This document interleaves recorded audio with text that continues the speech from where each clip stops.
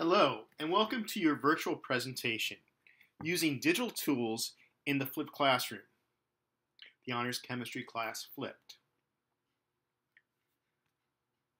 I am Dave Palladino, a science teacher at iPrep Academy, located in the School Board Annex Building on Biscayne Boulevard. I am beginning my third year at iPrep, after 17 years in a traditional classroom. The concepts I will discuss today can easily be used in any classroom, which allows students to access the internet through their own digital device or one provided by the school. The first topic I will address is called the Technology Integration Matrix, or TIMS, created at the University of Florida. I have created a 6-minute tutorial explaining this useful tool, which can be found on YouTube at the following URL. You can see that right here, http://u2.be capital Z, EV, capital F, capital T, W, capital C, R, B, and then small case s, uppercase E. This will bring you to the YouTube video, so you may want to write that down. So let's go to the video now, and I'm going to play about 3.5 minutes of it to give you an idea of what the Technology Integration Matrix is, and also show you a short 1-minute example from a middle school classroom. Today we will be using the TIMS Technology Integration Matrix. This is the site you will come to from your course. It is a listing of grade level videos divided into 5 stages of technology integration, starting with entry. In the entry stage, the teacher is the sage on the stage, but has started using technology as a presentation tool. Now I will click the Matrix button. Here we see entry again, more in a matrix style. The other levels are adoption, adaptation, infusion, and transformation, and then they have on the other axis characteristics of the learning environment, which are active, collaborative, constructive, authentic, and goal-directed. I've already talked what entry is. Adoption is still teacher-directed, but students begin to use technology tools in conventional and procedural ways. Adaptation shows the students exploring and independently using technology tools. Infusion consists of setting the learning stage by the teacher, and the students then can choose the technology tools to achieve the outcome. Finally, we have transformation, whereby technology itself is used to facilitate higher order learning activities. Now let's look more closely at the matrix. We will walk through the different ways to bring up information. I'm going to click here on the entry column to show you what type of information will pop up when you move through the column. So as we go down here, we're going to see icons light up. These icons represent math, science, social studies, and language arts. If I click on them, they will bring us to a video showing a classroom lesson, which is in this part of the matrix. So let's look at one video in a constructive adaptation part of the matrix in science. And here we can see what the lesson is about, what the objectives are, what the standards used are, and as it loads, you can take a quick look at each of those things. Again, it tells you the level. It's very specific. This is 7th grade science, and we're studying the human biology unit, and in one of our textbooks chapters, we're studying infectious diseases, and my students are researching different types of infectious diseases. When we started this unit, I asked the kids to pick groups, in groups of 5 to 6, and then we chose 10 common infectious diseases, and the children decided between 2. They will work in groups of 5. We have each student researching one of the main topics that they need to have researched for their topic: history, causes, symptoms, or cures. And they have decided among themselves which one will research which topic, how they would put input into the presentation. Are they going to do a mini movie? Are they going to do a PowerPoint presentation? They each have their own input, but yet they're working as a group. They have to tell each other what they have found. They have to put in information of what they found interesting, pictures that they would like to show. So they are working totally together. The grade is based as a group. So everybody has to put in an input. So that's one video. There's plenty of videos here on this site. And I just wanted to show you that one video. You can look at as many as you would like, those that are more important to you. But again, it fits somewhere on this matrix, and each video will show you a classroom in that part of the matrix. That gives you an overview of how a classroom can move along the technology integration spectrum.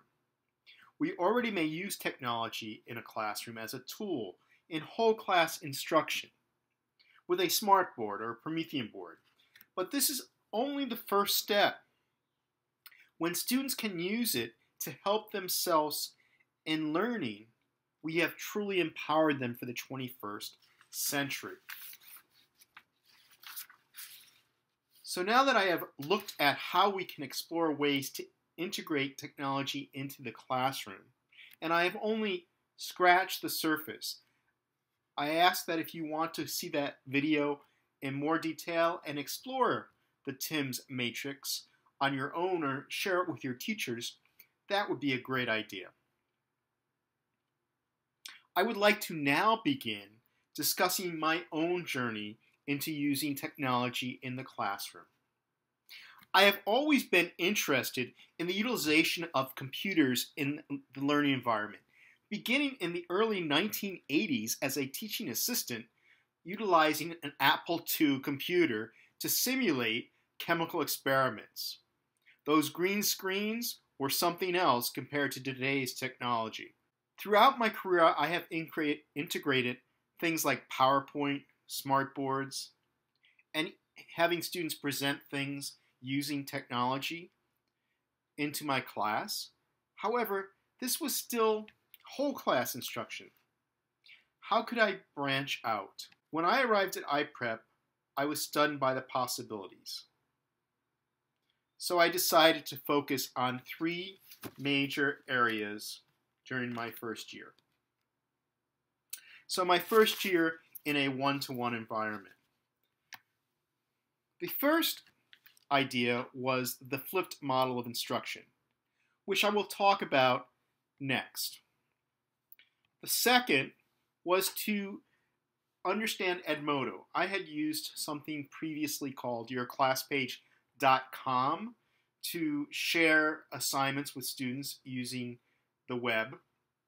However, Edmodo has so many more features in it that I am able to use it to an even greater degree than I could with yourclasspage.com. Finally, I had to become familiar with the Florida Virtual School platform, as I was going to use this as my textbook for my students in this mode of instruction. My goal during this first year was to become competent in each of these tools. As I mentioned, Edmodo is how I communicate to my students with regards to homework assignments. I can offer quizzes on Edmodo. We have online discussions, especially for summer reading, where students will write their answers to a summer reading book that we have, and then other students can then write responses, as I do also. So it's a very effective means to basically blog about a topic. So it has lots of features, plus all the applications in it. I hope everyone is using it. So now I'm going to move into discussing the flipped model. What is it? Well, basically, all the flipped model is the lectures become homework vodcast. What's a vodcast? A vodcast basically is a way of recording the lecture, and that lecture now becomes available to students in a myriad of formats. So if an internet is not possible, a CD could be cut, or they can be loaded to someone's iPad, iPod, telephone, whatever they have. These media clips can be uploaded to those. So now the teacher is everywhere the student is. The lectures are now at home. What happens during the class? Well, all of a sudden, time has been freed during the classroom period to do more labs, to do more hands-on activities, to have more in-depth discussions to further the understanding of the concepts, to work on problems that we might have done as homework with the teacher and other students, to work collaboratively on these projects. It is such an empowering technique to change where we deliver whole class instruction to another place than inside the classroom, because now the classroom truly becomes a site of learning. So, since the lecture is recorded as a podcast, the teacher can either record them herself or she can become a curator. There are many, many videos that address the topics of many different disciplines, many different classes that are readily available and are easily shared on the net. Next thing I want to talk about is, where did this concept come from? Well, the leaders of the flipped classroom actually started with 2 teachers in Woodland Park, Colorado. They found that in their rural school district, many students missed class and then wanted to make up what they missed. The reason the students were missing class, at the end of the day, they might have had a football game or something that took them out of the school site, and they missed class, not anything that they could do about that, and they did need to make up their work. So after going over a lecture many, many times with many, many different students, these teachers says, why don't we record the lecture and then provide it to the students so they can catch up? It will save time for us as teachers and also give the information to the student on an as-needed basis. So that is how it got its start.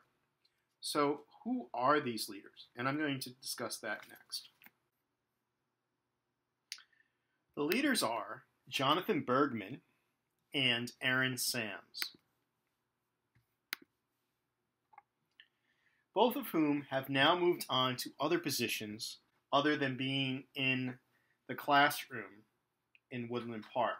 They have written 2 books on flipped learning, which are available by Amazon, very short read, that describe their journey and their experience and their suggestions. They are also part of flippedlearning.com, which sponsors a real-time, virtual time conference each June. So now I would like to introduce you to Aaron Sams, who will explain more about the flipped learning concept.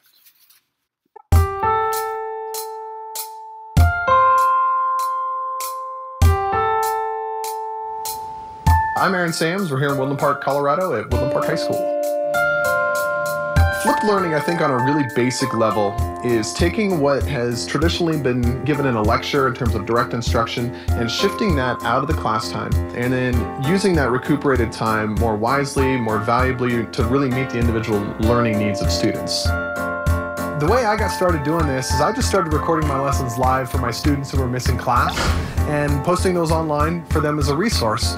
They get to access it when they want to, and that could be at 10 o'clock at night, it could be 6 o'clock in the morning, it could be on the bus to the soccer game. They have control of that. Students would watch those before they came to class, and then class time was work time, engaging in some higher order thinking, and so we didn't have to use our class time for direct instruction. We could shift that out of the class. There's a site where we go to and we watch our podcast, and it has like all the units. And during the class period, we're doing labs and applying the skills that we learned at home. I wish more people would do the flipped classroom. I think it definitely works for every speed of learner. If a student is a fast learner, they can go through the material as quickly as they want. The slower learners, the students who struggle, they have control of the rate at which they learn the material. So they can pause the teacher, they can rewind the teacher, they can view it multiple times if they need to. If everyone's not doing the same thing at the same time on the same day, my class looks a little chaotic. It looks like a spring circus of learning is what I call it.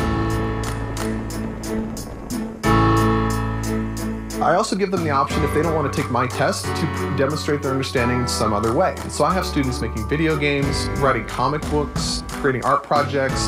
So yeah, the sky's the limit. Whatever they want to do, as long as they can prove to me that they get it, that they're learning, that they understand these things, and it's good enough for me.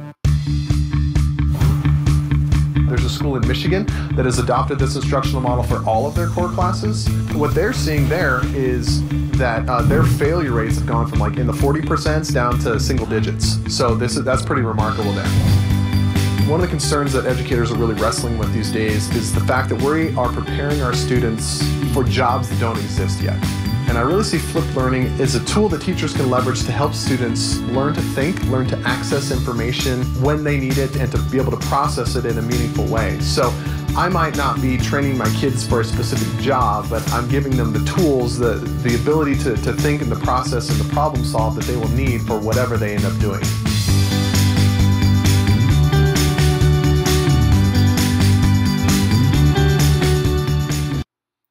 So that's flipped learning in a nutshell.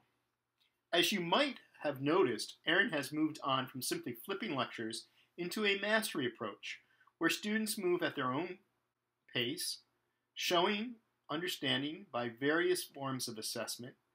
It becomes truly an integration of differential instruction into the whole learning environment. So how can a teacher know if a student really watched the video? In the past, I've used notebook checks, but recently I found a new tool called EduCanon, which allows me to assign a video from YouTube, TeacherTube, or Vimeo. And I can do this through the EduCanon portal. So here are the URLs for EduCanon, and I'm going to go through and show you some of the features of EduCanon in a second. One of the things I can do is I can insert video questions throughout the video, which must be answered by the student before the student can go forward. The student can always rewind the video if they miss something, if they're taking notes, if they didn't understand a concept. They can always review it, but they cannot fast forward. They have to go through the entire video and answer the questions at each step to continue on. The nice thing is that this information then is sent to me through EduCanon, where I have a list of all my students and the assigned videos. It's a quick check, and I'm ready to enter it into my gradebook that the student has completed this homework assignment. So let's take a look at this video. Okay, this is EduCanon.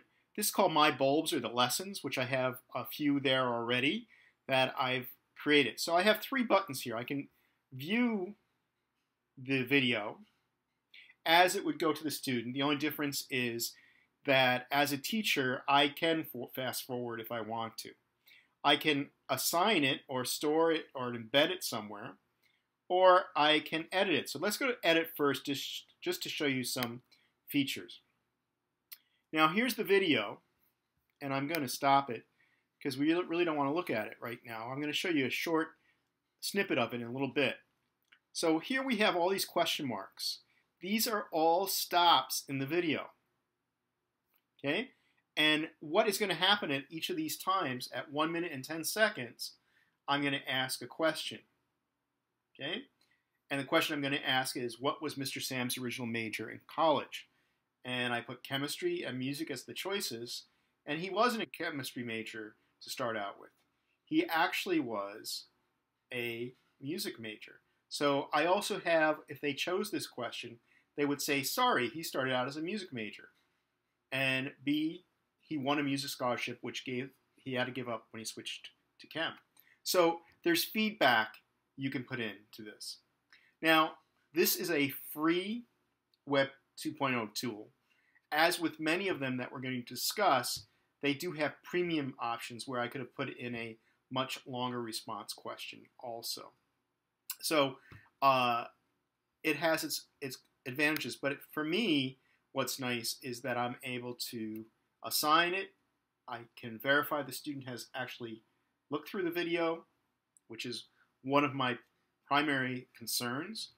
And I also label it here, so it's pretty straightforward. As far as designing it, this is where you would put in the video. Assigning it, I would have all my classes here, and I could assign it to the different classes, and I can monitor all the feedback would come here.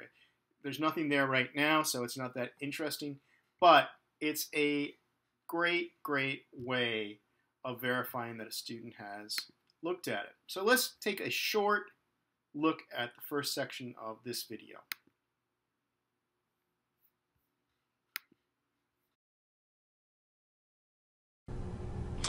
Well, we're back. Howdy. This is Mr. B. Mr. Sam's here. Hey, what we want to do today is kind of get you an introduction to kind of a little bit about ourselves. So I think it's Mr. Sam's turn today. Yeah. So, Mr. Sam's, tell me a little about like when you were like in high school. I know that was like forever ago. Yeah, well, that's not one that long. 15 years. 15 years. Yeah, yeah. It's been a while. I don't want to ask how long it was. Let's see. I always liked science and stuff, but I was really into. So music. you're a science geek. Yeah, sort of, but I was really into music. I started out college as a music major. Music and then major. I switched to science. I was a trumpet player. Trumpet. You kind of look like a trumpet guy. Yeah, kind of jerky and arrogant. Yeah. That's kind of how we typically are. Yeah, but that was my bag. Your thing I was was in trumpet. band, a jazz band, and an orchestra, and all sorts of stuff like that. So you like went to school like music scholarship or whatever? Yeah, I did until Nice. I switched majors and I lost that one and had to scrounge up some cash. Well, there you go. Yeah. So the music major, introduction to the music major, cool. Well, folks, what we want to do today is we want to talk about the properties of matter.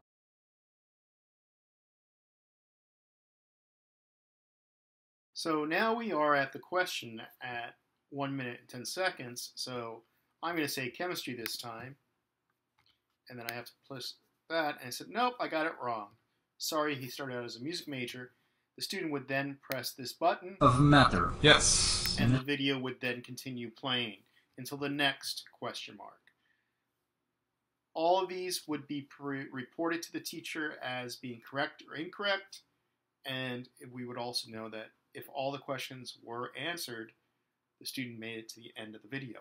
So this is one way of monitoring student participation in the flipped model. So there we go. So we're gonna move on now into some other Web 2.0 tools that I use in my classroom, and I'm going to show you some examples of some students' work, some examples of ways I use a few of the Web 2.02 tools in my class. So the first Web 2.0 tool I would like to discuss is called Symbaloo. And all Symbaloo is a graphical bookmark matrix. It basically turns hyperlinks into tiles that we see here that allow us to aggregate these tiles that usually we want to have a similarity of meaning. For instance, all the tiles that I have on this Symbaloo have to do with Web 2.0 tools. I've had them used in my classroom for students to load videos they made of the elements. So each classroom, each section had their own Symbaloo with all the videos having a tile, so it was very easy to find the videos for that class. If there's a topic of research, this is a great way to aggregate research for students, which I did last year when we had an interdisciplinary project with the language arts department. Students were able to put their web research links right in a Symbaloo so they always know where it was. So this is a great tool of organization, and I'm going to flip to the web version. And there's my web version. And what I would like to do is talk about what I have on this Symbaloo. If you look at it, this is my Symbaloo page, And you can see the tabs up here are all the symbaloos that I've created already, and any other ones that I might have, I can just scroll across the top and bring it up. So it's a great storage service for bookmarks. Let me just quickly tell you what I have here. We're going to start out with using this tile here, which is called the Leading Edge Digital Educator tile, which will bring us to a course I've taken last year. These are something called Voki. These are standards from Iste, and these are two pontoons, one that I created and one that my students created. And I'm going to show you all of them. So first, I would like to talk about the opportunity that I had last summer, the summer of 2013, to take an online course given by the Leading Edge, which is part of the Alliance, which Miami-Dade County is part of, that offered what was called the Digital Educator Certificate.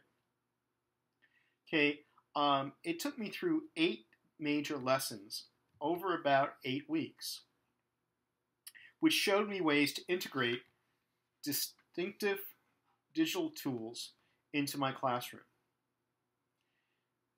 This included the creation of lesson plans, which I implemented with my students and transferred my knowledge of these digital tools to my students through the use of classroom content.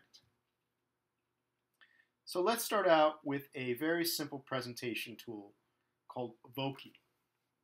So Voki is where I've got 2 Vokis right now. One's a leprechaun and one is this little cat.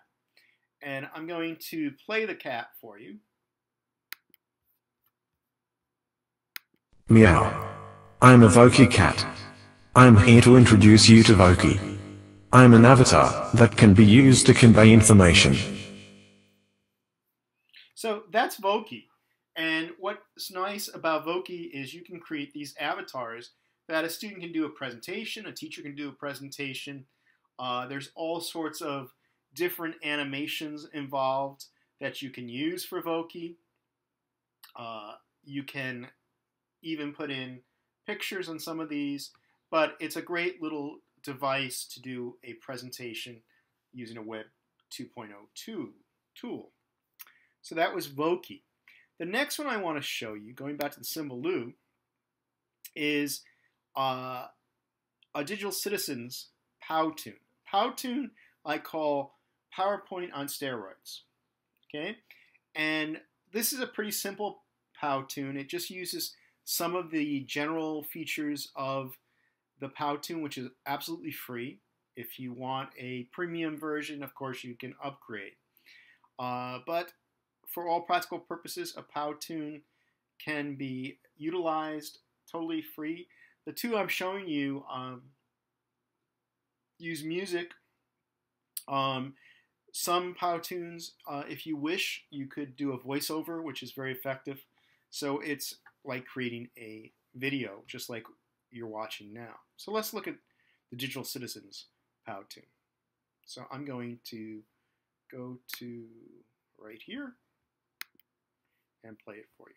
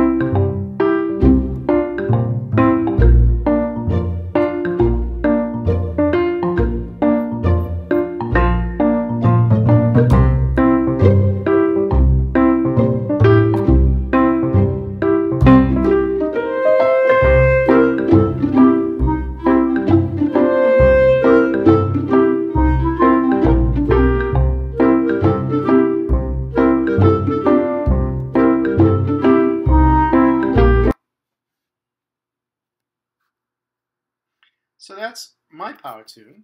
Now I'd like to show you one that a student of mine created, a few students of mine created. And I'm only going to show you a snippet of this because it's rather long.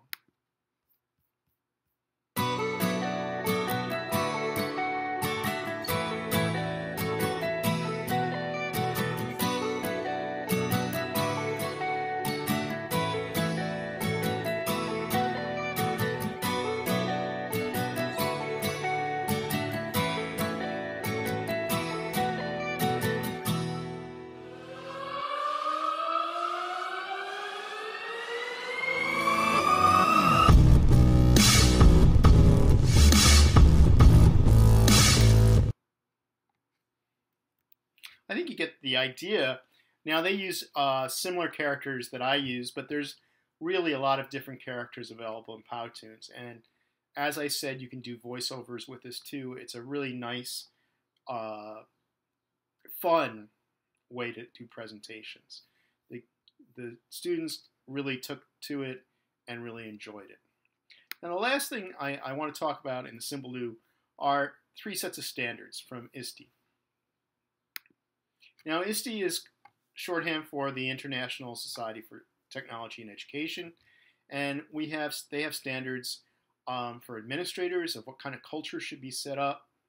And I'm not going to read them to you, but you can simply go to their site and look for the standards.